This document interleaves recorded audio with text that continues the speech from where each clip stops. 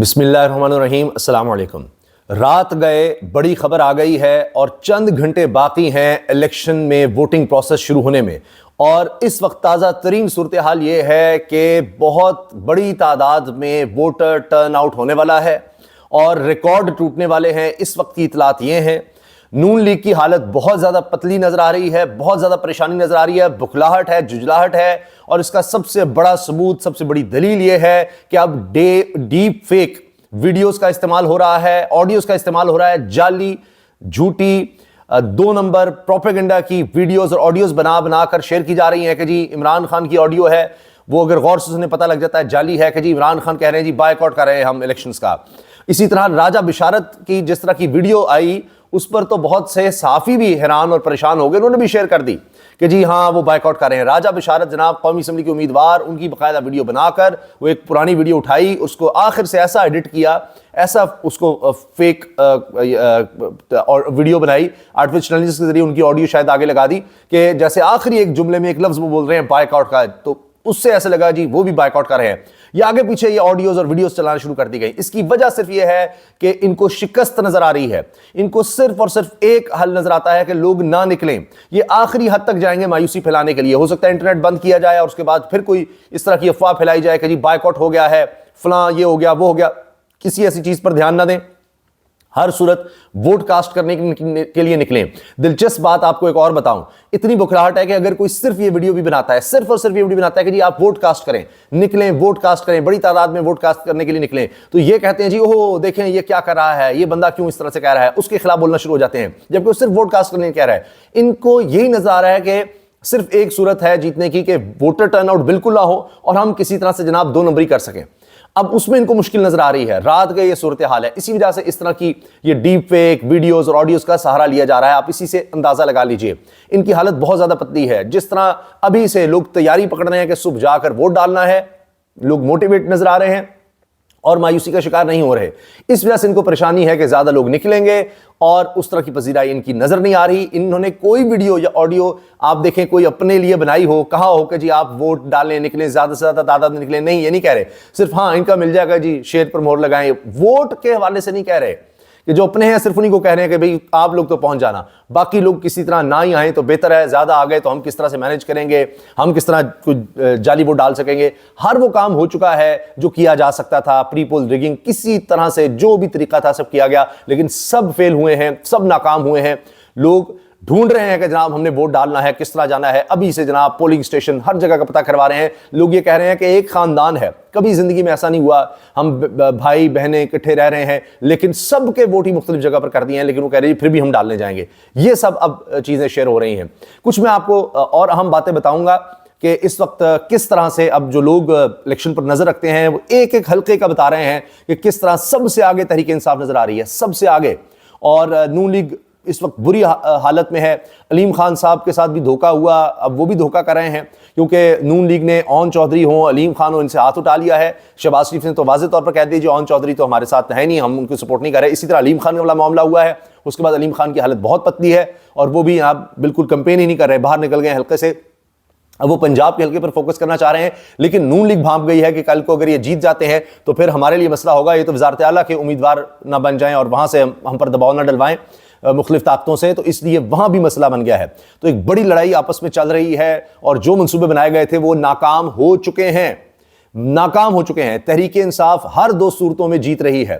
ایک، اگر ان کے زیادہ امیدوار جیت جاتے ہیں، جس کے اس وقت تک بھی امکانات ہیں، تب بھی، اور اگر وہ بہت زیادہ تعداد میں نہیں، سمپل میجورٹی جو کچھ ہو چکا ہے اس کے بعد بھی کیا جاتا ہے، نہیں بھی جیتے تو تب بھی وہ جیت چکے ہیں۔ وہ اتنی فتح حاصل کر چکے ہیں، پاکستان کی تاریخ میں کبھی نہیں ہوا کسی جماعت کے ساتھ یہ کچھ ہوا اور اس کے باوجود وہ آخر تک جائے، الیکشن لڑے اور جیتے، آگے بڑھے۔ تو یہ کمال ہو چکا ہے، اسی لیے مخالف کیمپوں میں صرف اور صرف مایوسی نظر آ رہی ہے، اس لیے اب وہ ان ہتھ کنڈوں کا سہارا لے رہے ہیں۔ ایک اس سے بھی بڑی خبر میں آپ کو بتانے جا رہا ہوں، اس سے بھی بڑی خبر، آپ سوچیں گے اس سے بڑی خبر کیا ہے کہ جی اس وقت رات گئے خبر آ رہی ہے کہ جی لوگ ووٹ کے لیے نکل رہے ہیں، تحریک انصاف کے چانسز سب سے زیادہ ہیں۔ جناب اقوام متحدہ کا ادارہ بیچ میں آ گیا ہے۔ اقوام متحدہ کے طاقتور ادارے نے پاکستان کے حوالے سے، الیکشنز کے حوالے سے واضح طور پر سٹیٹمنٹ بھی دے دی ہے اور عمران خان صاحب کے کیسز کے فیصلے کے بارے میں بھی کہہ دیا ہے کہ جناب یہ فیصلے انہوں نے اس پر اظہار کر دیا کہ ہم نے ان کو نوٹ کر لیا ہے اور ان کو دوبارہ دیکھا جائے۔ یعنی اقوام متحدہ کا ادارہ، ان کا جو کمشنر فار ہیومن رائٹس ہے، ان کی طرف سے یہ کہا جا رہا ہے کہ یہ عمران خان کے خلاف جو فیصلے ان کو دوبارہ دیکھا جائے، یعنی اس کا مطلب کہ فیصلے درست نہیں ہیں. یہ سائفر، توشہ خانہ، اس کے بعد جو عدت والا معاملہ کیا گیا ہے، لگتا ہے اس کے بعد اقوام متحدہ کا ہیومن رائٹس کمیشن جو ہے وہ میدان میں آ گیا ہے، اس کو آنا پڑا ہے. یہ اتنی بڑی ڈیولپمنٹ ہے کہ آپ حیران ہو جائیں گے جب میں اس کی ڈیٹیل آپ کے سامنے شیئر کروں گا. اب باقر سجاد صاحب نے جو Pakistan fellow at the Wilson center ہیں، foreign affairs national security correspondent ہیں ڈان کے، اور انہوں نے یہ خبر شیئر کی ہے، اور یہ بڑے مستند اور بڑے اعلیٰ پائے کے صحافی ہیں. یہ لکھتے ہیں UN office of the high commissioner for human rights has urged Pak authorities to ensure fair competition in tomorrow's polls and noted. ایک تو یہ کہہ دیا جی جو ہائی کمشنر ہے ہیومن رائٹس کا UN کا، اقوام متحدہ کا، جس کا پاکستان سگنیٹری بھی ہے، پاکستان اس کا ممبر بھی ہے، اور یہ ادارہ یعنی انٹرنیشنل لاء کے تحت بنا ہوا ہے. اس کی بات کو آپ اگنور نہیں کر سکتے. یہ بات جان لیں، پاکستان جیسا ملک تو بالکل بھی نہیں کر سکتا. یا تو یہ کہیں گا آپ کہ جی اقوام متحدہ کو مانتے نہیں ہیں، جو مرضی وہ کہتا رہے، ہمیں کوئی مسئلہ ہی نہیں ہے. نہیں جناب، پاکستان کے لیے بہت زیادہ مسائل ہو سکتے ہیں عالمی سطح پر اگر آپ اقوام متحدہ کے اس ادارے کو، high commissioner for human rights کو بالکل اگنور کر دیں گے کہ جی جو مرضی کرتے رہو. نہیں، اب اس وقت ان کی رات گئے یہ سٹیٹمنٹ آنا، اسی وجہ سے کھلبلی مچ گئی ہے. ایک تو کہہ رہے ہیں کہ جی صبح الیکشنز، اس کا مطلب اقوام متحدہ کے ہیومن رائٹس کمیشن کی اس وقت پوری نظر ہے پاکستان کے الیکشنز پر، اور وہ کہہ رہے ہیں کہ بالکل بھی ہم مطمئن نہیں ہیں. اس وجہ سے انہوں نے اسٹیٹمنٹ جاری کیا اور انہوں نے کہا ہے کہ جی یہ ایک تو فری اینڈ فیئر الیکشنز ہونے چاہیے. انشور کریں اتھارٹیز کو کہا گیا ہے کہ آپ انشور کریں، یقینی بنائیں کہ بالکل الیکشنز فیئر ہوں. اب کل مشکل ہو جائے گا پکڑ دھکڑ کرنا، ایجنٹس اغوا کرنا، مزید کارروائیاں کرنا جو ابھی تک چل رہی ہیں، بہت مشکل ہو جائے گا کیونکہ یہ نوٹ کی جائیں گی. اب یہ آسان کام نہیں ہے. پہلے ہی انٹرنیٹ انہوں نے اتنی بند کیا کہ اب اس پر بھی نظر ہے کہ انٹرنیٹ بھی بند ہوا تو اس کو بھی اسی میں سمجھا جائے گا کہ بنیادی انسانوں کی خلاف ورزی ہوئی ہے کہ آپ انفارمیشن کا فلو روک رہے ہیں. آپ اگر ریگنگ کریں تو کسی کو پتہ نہ لگ جائے. پھر ابھی تک آپ دیکھ رہے ہیں کہ یہ خبریں آ رہی ہیں اسلام آباد میں بھی معاملات چل رہے ہیں، یہ کچھ ہو رہا ہے سب. تو اس پر ایک تو اقوام متحدہ کا ادارہ ایکٹیو ہو چکا ہے، نظر رکھ رہا ہے. اور سب سے اہم بات یہ جملہ سنیے گا، it called for review of these verdicts and noted cases against Imran Khan. انہوں نے عمران خان کے جو کیسز ہیں ان کو نوٹ کیا ہے، اس کا نوٹس لیا ہے، اور کہا ہے کہ یہ جو فیصلے سنائے گئے ہیں، ورڈکٹس ہیں، ان کو ریویو کیا جائے، دوبارہ دیکھا جائے.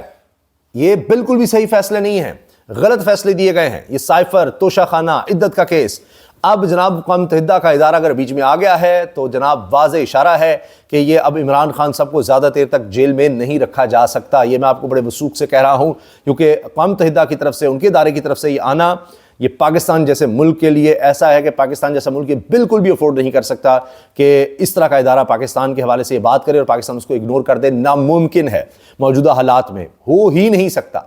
اور اب بہت زیادہ مسائل بن گئے ہیں. اگر یہ اول تو ریگنگ ان کے لیے اب جتنی کرنی تھی کر لی، اب آگے بڑے ٹرن آؤٹ کے نتیجے میں اور زیادہ مشکل ہو جائے گی. اور اگر کچھ کیا گیا تو اس کا بعد میں نوٹس ہوگا، اس کے بعد میں پھر بہت زیادہ اثرات آئیں گے. بالکل اس طرح جس طرح سائفر میں سزا دے دی، اوہو دن رات لگا کر جیل میں دے دی، توشہ خانہ میں دے دی، اب جناب عدت والے کیس میں دے دی، جناب ہو گیا. اور اب دیکھ لیجیے اقوام متحدہ ایکٹیو ہو گیا. یہ اس وقت ان کے لیے ایک بڑا چیلنج بن گیا ہے پاکستان کی اتھارٹیز کے لیے، اور یہ بہت بڑا مسئلہ بن گیا ہے.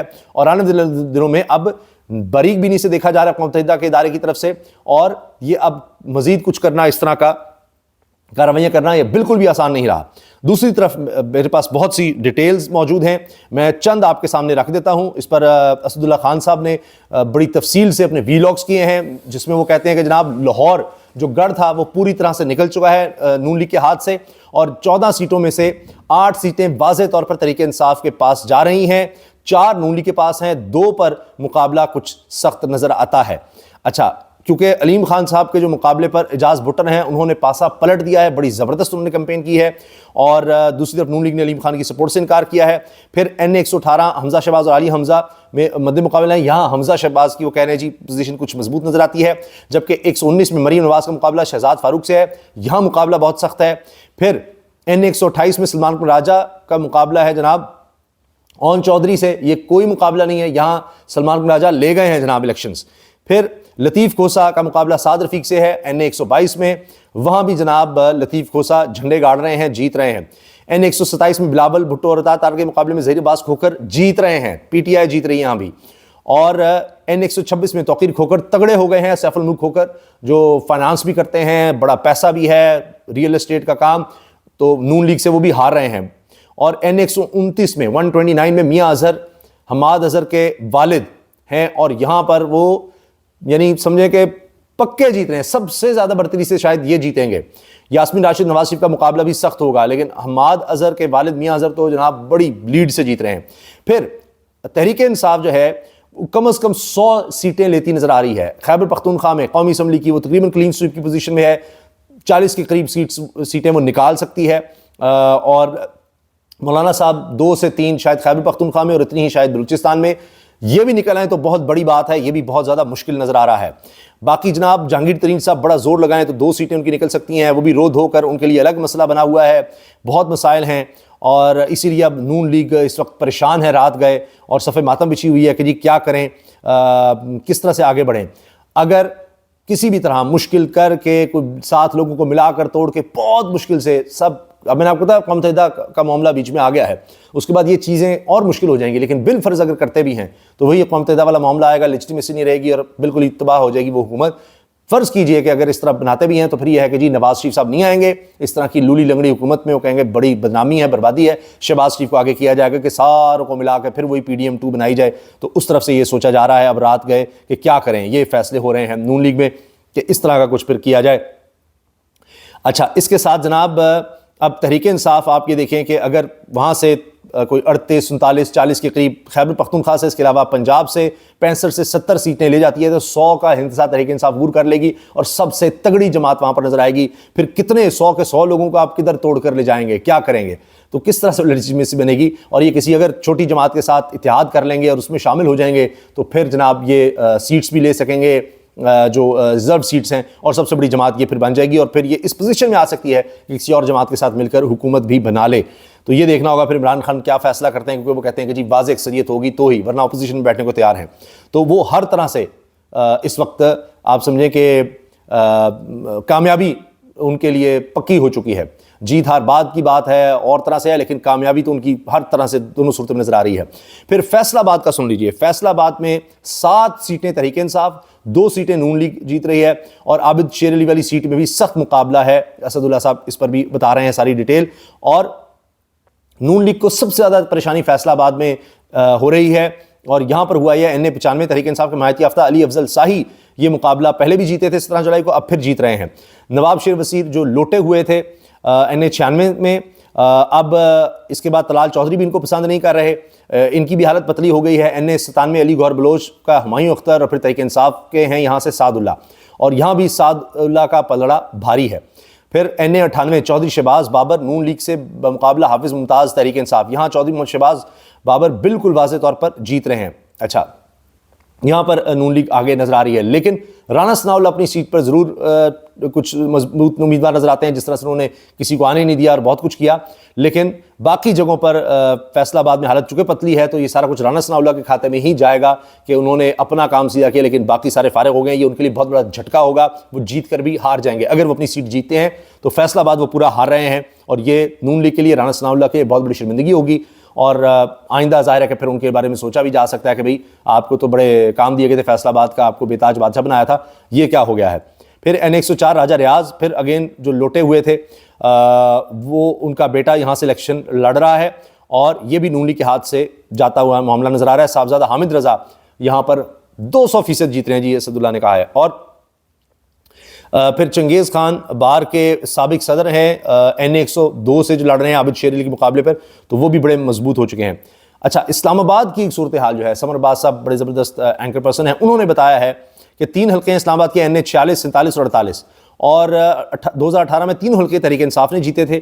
اب NA46 سے ٹکٹ ملا عامر مغل کو, بینگن کا انتخابی نشان ہے اور ان کے جیتنے کے امکانات بڑے واضح ہیں. NA47 سے ٹکٹ ملا شعیب شاہین کو, ان کا مقابلہ طارق فضل چودھری سے ہے, اور اس حلقے میں چونکہ بنی گالا بھی آتا ہے, یہاں پر تحریک انصاف بے حد مقبول اور مضبوط ہے. NA48 سے تحریک انصاف کا ٹکٹ ملا ہے وکیل رہنما علی بخاری کو, یہاں نون لیگ نے حلقہ چھوڑ ہی دیا ہے تقریباً. یہاں IPP کے راجہ خرم نواز کھڑے ہیں, اور یہاں آزاد امیدوار مصطفیٰ نواز کھوکر بھی کھڑے ہیں. اس حلقے میں مصطفیٰ نواز کھوکر تگڑے لگ رہے ہیں. بہرحال بات یہ ہے کہ اسلام آباد وفاقی دارالحکومت نون لیگ کے ہاتھ سے تو واضح طور پر نکل گیا ہے, وہاں کے لوگوں نے بھی فیصلہ آپ سمجھے سنا دیا ہے. اور اس میں ایک اور خاص بات یہ ہے کہ شعیب شاہین صاحب لڑ رہے ہیں, دیگر الیکشنز جو لوگ لڑ رہے ہیں ان کے جو ایجنٹ ہیں جنہوں نے جا کر پولنگ اسٹیشن کے اندر بیٹھنا ہوتا ہے کہ گنتی جو ہے فارم 45 وہ ٹھیک ہے, اس پہ دستخط ہیں, ان لوگوں کو بھی اٹھانے کی کوشش ہو رہی ہے, وہ سب ہو رہا ہے, لیکن اس کے باوجود یہ لوگ جیت رہے ہیں. اور میں پھر آخر میں آپ کو بتا دوں کہ جو اقوام متحدہ والا میں آپ کو بتا رہا ہوں, یہ فیکٹر آپ دیکھیے گا, یہ بہت بڑی خبر بننے والا ہے. اور ابھی تک جب تک میں ویڈیو بنا رہا ہوں بہت زیادہ اس پر بات نہیں ہوئی, بہت زیادہ لوگوں نے اس کو شیئر نہیں کیا.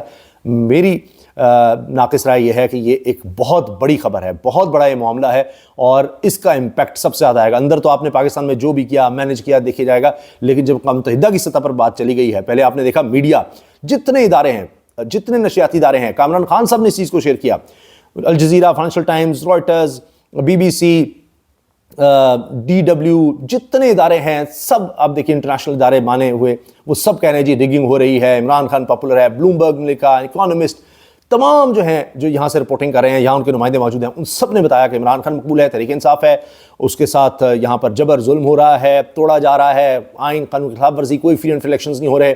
تو جب یہ سب لکھا جا رہا ہے تو ظاہر ہے اقوام متحدہ بھی دیکھ رہا ہے, اس کو بھی پھر نوٹس لینا پڑا ہے, اور جب اس نے نوٹس لے لیا تو اب یہ نہیں ہو سکتا, یہ نہیں ہو سکتا, ممکن نہیں ہے کہ پاکستانی اتھارٹیز جو ہیں اب وہ جو پہلے کر رہی تھیں یا اب تک کر رہی تھیں وہ اسی طرح چلتی رہیں. یہ ناممکن ہے کہ اقوام متحدہ کے ہیومن رائٹس کمیشن کے ادارے کو آپ اگنور کریں اور اس کی سٹیٹمنٹس کو اگنور کریں اور آپ کہیں نہیں جی ہم تو اس کو سمجھ لیجیے, جاؤ جو کرنا ہے کر لیں. یہ ممکن نہیں ہے, اور اس کا امپیکٹ آپ کو اب دیکھیے گا, ابھی سے صبح بھی نظر آئے گا, الیکشن دن کے بھی نظر آئے گا, اور اس کے آگے بھی نظر آتا چلا جائے گا. اللہ حافظ.